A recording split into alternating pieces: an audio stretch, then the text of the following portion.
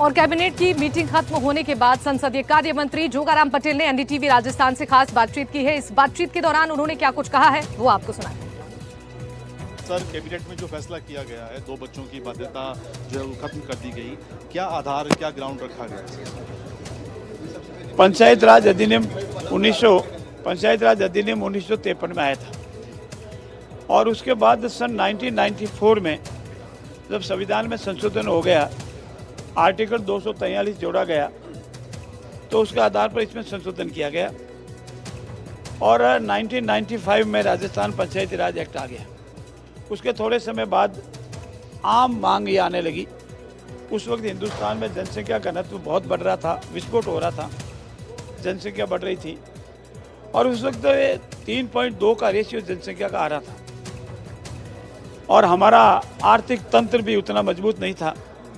सरकारी योजनाओं का लाभ आम जन तक नहीं पहुंच रहा था। इसलिए ये संशोधन किया गया था कि 2 से अधिक संतान वाला व्यक्ति ये चुनाव लड़ने योग्य नहीं होगा। अब परिस्थितियां बिल्कुल बदल गई है, उल्टी हो गई है। अनेक समाजों में ये आह्वान किया जा रहा है कि हमारा समाज की जनसंख्या दिन दिन घट रही है। राजस्थान की जनसंख्या का जो रेशियो था 3.2 से अधिक का, वो घट करके मात्र 2 रह गया है। ऐसी स्थिति में योग्य उम्मीदवारों को अपनी उम्मीदवारी से वंचित करना ठीक नहीं है। ऐसी विशेषज्ञों की राय थी, आम जन की राय थी, आम जनता भी चाहती थी। इसीलिए सरकार काफ़ी समय से महसूस कर रही थी कि इस संबंध में कोई नियमानुसार प्रावधान बनाया जावे और जब सभी की एक राय बनी, चाहे विशेषज्ञ हो, आमजन हो, आम जनता हो, हमारे आर्थिक सलाहकार हो, तो ये माना गया कि अब इस प्रावधान की जरूरत नहीं है। 2 या अधिक संतान वाला भी योग्य उम्मीदवार है वो चुनाव लड़ सकेगा। इसीलिए पहले अजमेर से देवेंद्र शास्त्री ने बयान दिया, तो क्या संयोग माने इसे या एक प्रेशर जो बिल्डअप हो रहा था? देखिए, मैं आपको इस संयोग इसलिए कहूँगा कि हमारा बिल तो कई महीने पहले ही तैयार हो, कई दिनों पहले ही तैयार हो गया था। आज कल से नहीं हुआ, बिल तैयार होने में कई महीने लगते हैं। इसीलिए उन्होंने कल जो कहा वो उनका अपना मत है, उससे सरकार के कानून लाने पर मत में कोई लेना देना नहीं है।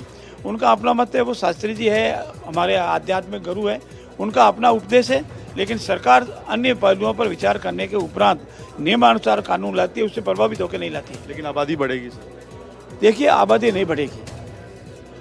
आबादी बढ़नी हो तो चुनाव लड़ने वाले अभ्यर्थी का संख्या क्या है राजस्थान में?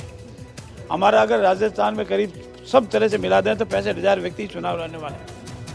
लेकिन हमारी 8 करोड़ की आबादी है और इसीलिए ये जो वहम है हमारा कि जनसंख्या बढ़ेगी, ये बिल्कुल से गलत है।